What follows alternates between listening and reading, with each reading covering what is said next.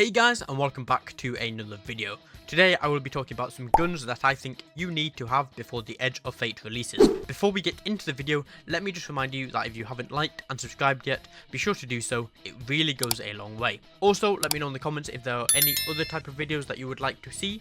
And without further ado, let's get straight into the video. So, the first gun that I would recommend that you get is Lost Signal. Lost Signal is probably one of my favourite guns to use ever since its release in episode Echoes.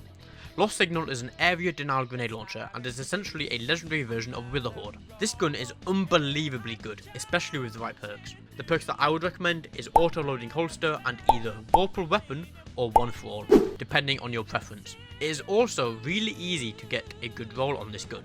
One, because it is craftable, so you can just get whatever perks you want, but if for whatever reason you don't have crafting or something along those lines, then the failsafe engrams are really easy to get, and you more than likely already have a lot of them. Now, that leads on to the next point. Where can you get this glorious gun?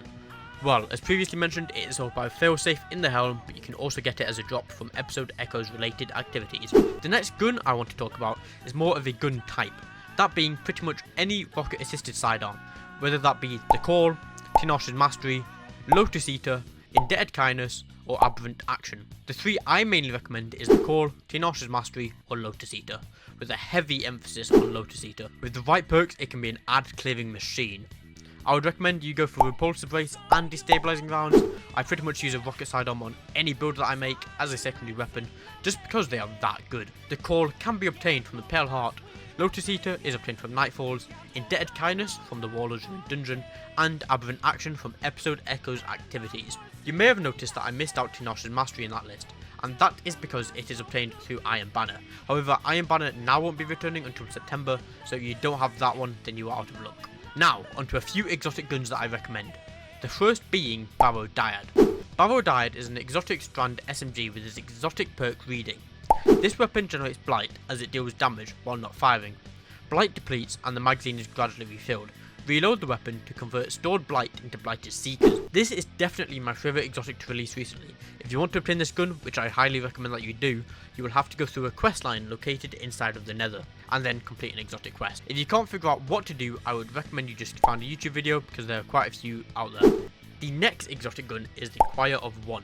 Now I'm going to be honest with this. When I first unlocked this gun, I wasn't a fan, but after using it in preparation for this video, I can see why a lot of people like it. The Void Explosions deal a lot of damage in its hipfire mode, however it feels like it runs out of ammo quite quickly. If you want to obtain this weapon, you will have to progress the episode Echoes questline and complete the Encore Overture mission. Now, on to the last exotic on this list, Red Death Reformed.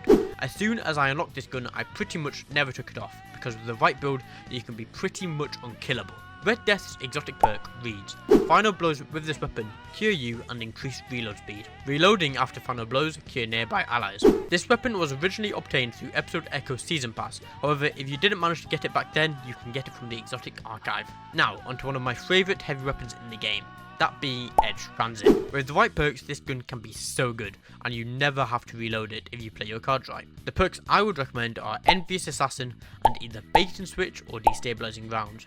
Now, if you want to obtain this gun, you have to do Onslaught activities, however it should be quite easy to drop as you can just attune it at Zavala. On to the final gun of today's video, that being Watchful Eye. Watchful Eye is basically a mini Thunderlord being an arc machine gun. It is especially good this season with one of the artifact perks being Overload Machine Gun. The perks that I would recommend for this gun are Overflow and either Elemental Honing or Killing Tally. This weapon is obtained from episode Heavy activities, so if you have been playing any of this episode's content then you should already have a few. And that is it for today's video. Now, these aren't the only guns you should be bringing to the Edge of Fate, obviously. If you have any more gun recommendations, feel free to let me know down below in the comments. Anyways, I hope you enjoyed. If you did, be sure to like and subscribe for more Destiny 2 and other gaming related content, and I shall see you all next time.